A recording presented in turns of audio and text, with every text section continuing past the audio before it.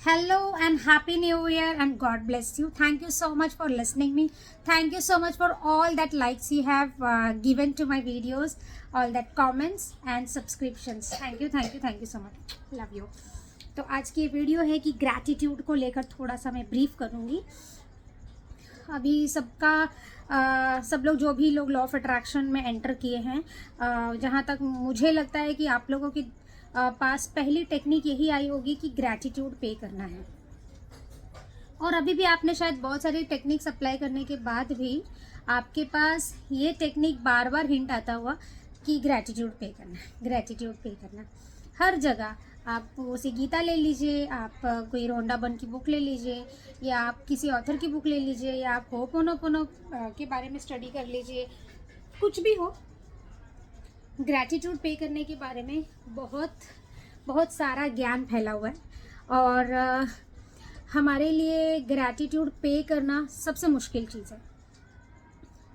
Obviously जो life के लिए सबसे ज़्यादा इम्पॉर्टेंट होता है, उसको पाने के लिए जो बिहेवियर या जो टेक्निक होता है, जो प्रैक्टिसेस होता है, वो अक्सर हमारे लिए बहुत मुश्किल होता है। एंड वो मुश्किल तब तक होता है जब तक हम उसे बार बार नहीं करते। दूसरी ये भी हो सकती है कि उसके बारे में हमारे पास सही ज्ञान नहीं होता, और किसी चीज़ का अगर हमें सही ज्ञान ही नहीं होगा तो हमारा उस पर बिलीफ सिस्टम भी नहीं होता। बिलीफ सिस्टम नहीं होगा तो मोटिवेशन नहीं होगा, मोटिवेशन नहीं होगा तो हम उस प्रैक्टिस को कंसिस्टेंसी के साथ नहीं कर पाएंगे। मेरे मैक्सिमम वीडियोस में मैंने लॉ ऑफ अट्रैक्शन और होपोनोपोनो को लेकर ही कहा है, बट यहाँ पर मैं ग्रैटिट्यूड को लेकर थोड़ा और डिटेल में इसलिए बताना चाह रही हूँ और आप लोगों को मोटिवेट इसलिए करना चाह रही हूँ क्योंकि आ रहा है नया साल 2026। 2025 में आपने बहुत अच्छे और बुरे एक्सपीरियंसेस किए रहेंगे, बट फिर भी आपके जो भी आपने गोल्स बनाए थे 2025 में, सारे के सारे शायद हो सकता है कि नहीं पूरा हुआ होगा। कुछ आपके सामने आते आते छूट गया होगा, कुछ आपको एक्सपेक्टेशन नहीं था और उससे ज़्यादा आपको दुख मिला रहेगा, कुछ सुख भी आपके अनएक्सपेक्टेड होंगे, और कुछ तो ऐसा भी होगा कि आपकी गोल लिस्ट में अगर आपने 100 लिस्ट लिखे हैं तो उसमें से हार्डली 10-12 हुआ होगा, और जिस तरीके से आप चाहते थे उस तरीके से नहीं हुआ होगा। तो हम अभी 2026 में बहुत सारे वीडियोस अब यूट्यूब में आने लगे, विजन बोर्ड, उसके बाद गोल लिस्ट, फिर न जाने क्या क्या आपने प्लान्स क्या करना है, ये सारी चीज़ें।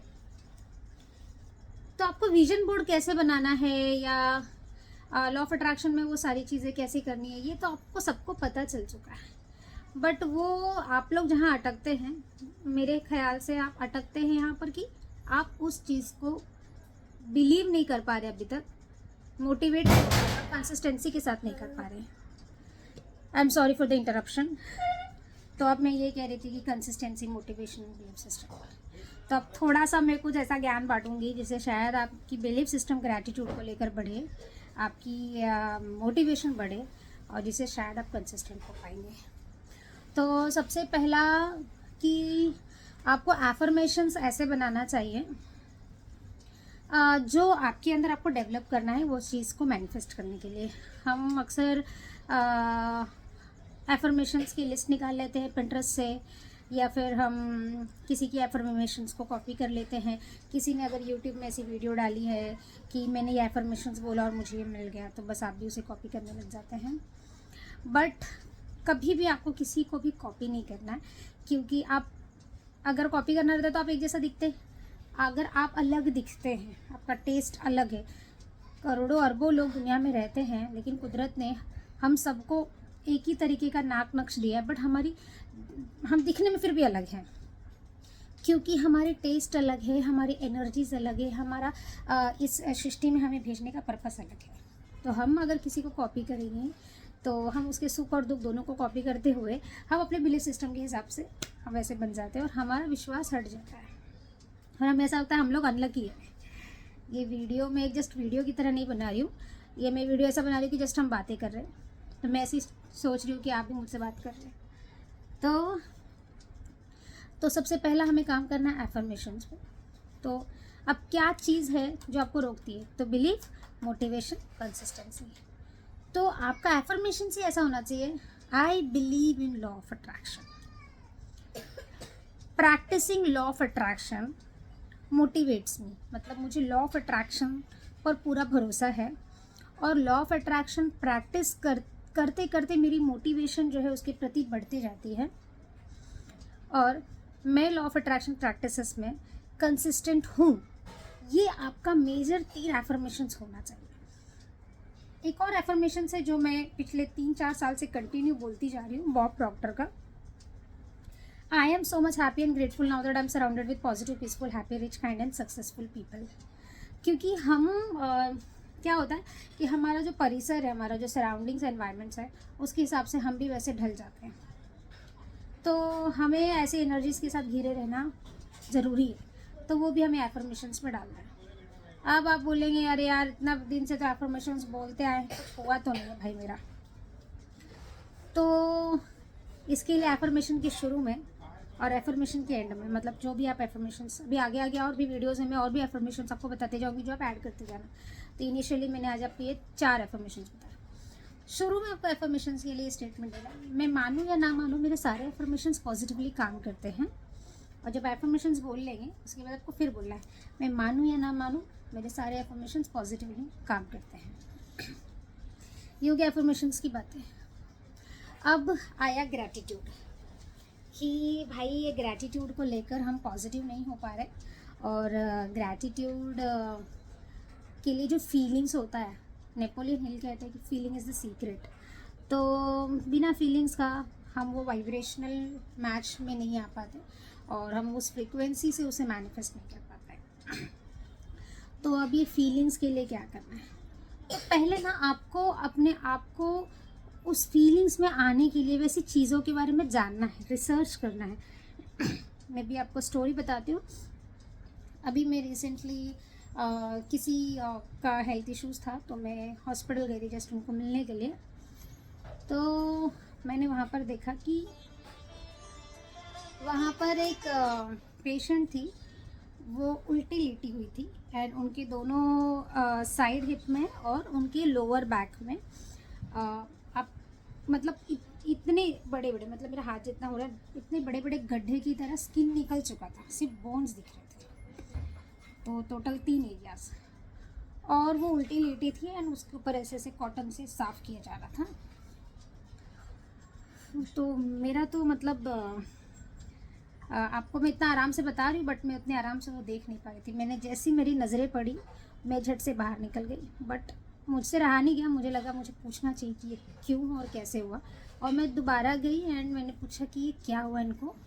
तो मैं गई और मैंने देखा कि उनके ब्लड पर ऐसे कॉटन्स को एकदम ये किया जा रहा है, उनके ब्लड्स को क्लीन किया जा रहा है। एंड फिर मैंने पूछा वहाँ पर जो नर्स थी कि इनको क्या हुआ है, तो उन लोगों ने कहा कि ये बेड सोरस करके कुछ था, मुझे अच्छे से नाम नहीं पता, बट वो बेड रिडन थी शायद। वो लेटे लेटे उनको वैसे हो गया और बॉडी में कोई मूवमेंट नहीं करती थी जिसकी वजह से ऐसा उनको स्किन में हो गया। एंड असाइड उनको शुगर भी है।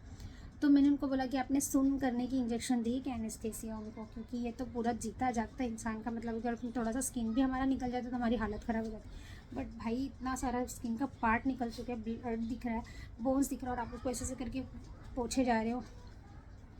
तो उनका आंसर था नहीं, एनेस्थीसिया नहीं दिया, क्लाइंट जो है, पेशेंट जो है वो होश में। तब तो मेरे मतलब आई वॉज लाइक कि वो जो पेन सह रही है उसका 1% भी मैं सह तो नहीं सकती, बट मेरे पैर एकदम मतलब व्हाट वी से एकदम ज़मीन खिसकने वाला जो सीन रहता है वैसा। फिर मेरा नेक्स्ट क्वेश्चन था कि ये पेशेंट कराते ना दर्द से चिल्लाते, ये चिल्ला क्यों नहीं रहे, क्योंकि कोई भी रहता है तो इतना दर्द होगा तो इंसान चिल्लाएगा। तो उनका कहना था कि पेशेंट जो है वो गूंगी है, तो बहुत ज़्यादा जब दर्द होता है तो हल्का सा उनके गले से आवाज़ निकलती है। एंड पेशेंट की age was more than 65 I guess, और पेशेंट को शुगर भी था और वो थोड़ा मेंटली ये भी थी, कॉन्शियस नहीं थी। तो ये सब चीज़ सुनने के बाद वेरी नेक्स्ट मोमेंट में नीचे आई एंड हॉस्पिटल के जस्ट बाहर लेन था, वो शांत एरिया था, वहाँ पर ग्रीनरी थी and under the moon energy मैंने होपोनोपोनो शुरू कर दिया, बिकॉज मेरे से कंट्रोल नहीं हो रहा था उनकी pain. And all of sudden I came to know कि if she is like this for a very long time, तो एक गूंगा पर्सन, एक अनकॉन्शियस पर्सन किसी का क्या ही बिगाड़ा रहेगा जो उसको ऐसे कष्ट झेलना पड़ रहा है। तो आई रिकॉल्ड कि हमारे जन्मों जन्मों के रहते हैं बंधन जो हम तोड़ने और भुगतने आते हैं। लेकिन इतना होने के बाद मुझे ये लगा कि she is not the only one जो ये भुगत रही है, उनकी फैमिली भी भुगत रही है। क्योंकि यहाँ पर उनका भी टेस्ट हो रहा है, उनकी फैमिली का भी टेस्ट हो रहा है कि वो उनको कैसे केयर करते हैं, और उनका मतलब उनके प्रति उनकी फैमिली का क्या इंटेंशन है। क्योंकि उनको एक कर्मा करने का अपॉर्चुनिटी मिला कि आप इनका सेवा करके अपने कर्मों के बंधन को तोड़ो, वो उनकी फैमिली का था शायद, और उनका था कि उन्होंने पता नहीं क्या किया था जिसकी वजह से उनको ऐसा फेस करना पड़ रहा है। तो हम आने वाली सिचुएशन में हमारी लाइफ में क्या होने वाला है वो हमें नहीं पता, और हम पास्ट कर्मा क्या लेकर आए वो भी हमें नहीं पता। बट हमें इतना तो एटलीस्ट पता है कि हम कुछ लेकर आए हैं जिसका हम अच्छा और बुरा दोनों चीज़ों का भुगतान करने वाले हैं। अगर आपको ये नहीं पता कि नेक्स्ट मोमेंट आपका क्या होने वाला है, क्या आप भुगतने वाले, अच्छा या बुरा जो भी है, तो आप अभी की मोमेंट में अपने आने वाले भुगतान को बढ़ा क्यों रहे, स्ट्रेस लेकर या गुस्सा होकर या टेंशन लेकर। इसके लिए मुझे ऐसा लगता है कि ग्रैटिट्यूड की फीलिंग अगर आपको नहीं आती है तो आपको ऐसी ऐसी जगह पर जाकर थोड़ा समय बिताना चाहिए। आपको एहसास होगा कि आपके पास क्या है और बहुत सारे लोगों के पास क्या नहीं है। जिस शरीर के साथ आप पूरे दिन बिताते हैं एंड नेगेटिव सोच की उसकी बैंड बजाते रहते हैं, उसकी ऑरा, उसकी एनर्जी सब बर्बाद करते हैं, वो ऐसे शरीर के लिए वो लोग मिन्नतें मांगते हैं। तो ऐसे ऐसे लोग हमारे इर्द गिर्द है, पर हम उन लोगों के कांटेक्ट में आते नहीं। जब हम उनके कांटेक्ट में आएंगे तो हमें समझ में आएगा। दूसरी बात यह है कि मैं जिनके लिए वहाँ गई थी उनका यूट्रस का रिमूवल का ऑपरेशन था। तो यूट्रस उनका निकाला गया एंड लकीली मुझे डॉक्टर से मिलने का मौका मिला, जिस डॉक्टर ने ये ऑपरेशन किया था यूट्रस का। और मेरा क्वेश्चन डॉक्टर से ये था कि ये यूट्रस में कोई फाइब्रॉइड करके होता है जो गांठ बन जाती है, तो उन्होंने दिखाया कि इतना बड़ा गांठ था एंड ऑल दैट सारी चीज़ें थी। एंड वुमेंस के लिए तो यूट्रस उनका एक मेजर पार्ट होता है जो उनके एक ऑर्गन के बिना अब उनको आगे का पूरा जीवन बिताना होगा। एंड इसके होने से ये होता है, ये प्रॉब्लम्स होती है, अगर इसमें कुछ इन्फेक्शन हो गया तो कैंसर पकड़ लेता है, सारी चीज़ें थी। तो वो उनके फैमिली को बता रहे थे कि ये है यूट्रस और ऐसी ऐसी चीज़ें। तो मेरा बस एक ही क्वेश्चन था डॉक्टर से कि ये हुआ क्यों, what is the reason behind कि फाइब्रॉइड इसमें आया, यूट्रस निकालने का मतलब नौबत आ गई, ये प्रॉब्लम ही क्यों हुआ। अगर हमें ये पता चल जाए तो आने वाले वुमेन्स अपने आप पर ध्यान देंगे। क्या चीज़ खाने से हुआ, क्या चीज़ से हुआ, कुछ तो रीज़न होगा।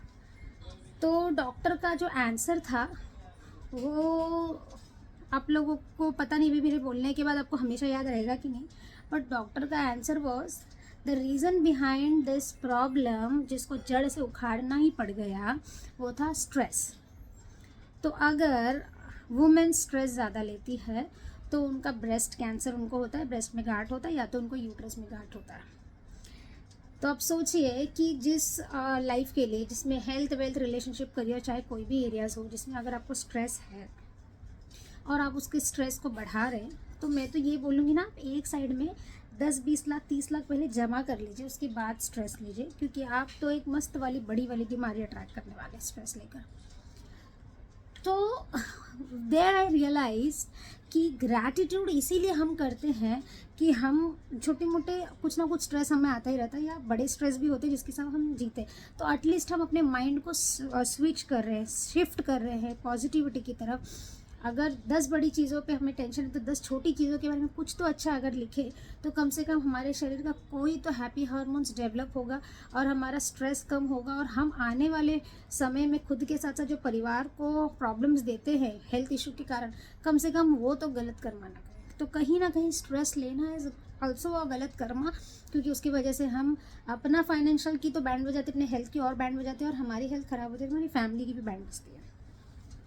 सो this was the thing where I realized कि हम अपना मैक्सिमम टाइम जो सोशल मीडिया में ये वीडियोस देखने में या बिताते रहते हैं कि अरे हाँ ऐसे करेंगे तो ये मैनिफेस्ट हो जाएगा, वैसे करेंगे तो ये मैनिफेस्ट हो जाएगा, रेदर देन आप प्रैक्टिकली उस चीज़ को देखिए, उस जगह पर जाइए, वो सिचुएशन को समझिए। आपके अंदर जो feeling of kindness, the feeling of gratitude अब ऐसा डेवलप होगा कि उसके बाद जब आप बैठकर होपोनोपोनो करोगे तो आपकी आंखों से तो आंसू आएगी। आप जब ग्रैटिट्यूड पे करोगे तो दिल से आप शुक्रिया अदा कर ही पाओगे, ये मैं गारंटी के साथ बोल रही हूँ। एंड बहुत ज़्यादा पैसे हैं, कोई बॉडी का ऑर्गन निकालने के लिए अगर आप तैयार हो तो आप अच्छे से स्ट्रेस ले सकते हो।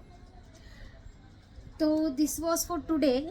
मुझे लगा कि मैंने आज बहुत आराम से वीडियो बनाया, और मैं आज वीडियो बनाने नहीं वाली थी, बट मुझे लगा कि ईयर एंड होते होते कुछ तो सबक वाली चीज़ें बताओ, कुछ तो इम्पोर्टेंस वाली चीज़ें बताओ कि ईयर की शुरुआत में आप उसको अच्छे से अप्लाई कर सकें।